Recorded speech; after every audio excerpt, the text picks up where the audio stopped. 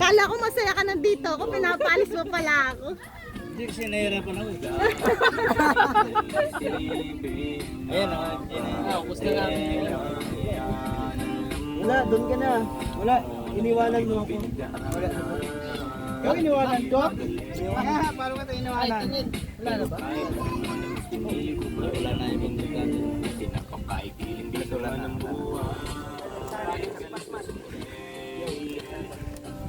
mabuti na sulitin na saya imbis na puro bigat kasi ganyan lang ang buhay. Pero hindi kita iniwanan.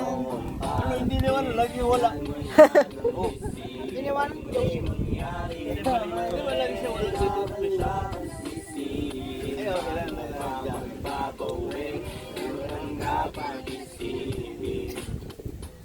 Uncle, paano kunyari tatlo lang kayo pupunta dito, ganun ulit pamasahe, 400 pa rin ang isa, ganun. Depende sa ano. Lasing na tayo. Pinaplano yung situation. Kayo lang. Opo. Hindi kunwari nga lang, hindi tayo ganun kadami. Kasi, Susundin nila yung minimum. Isang pamilya. Pinabayaran namin. Mga pitong tao. Bibilang i-paperhead nila. Perisyo.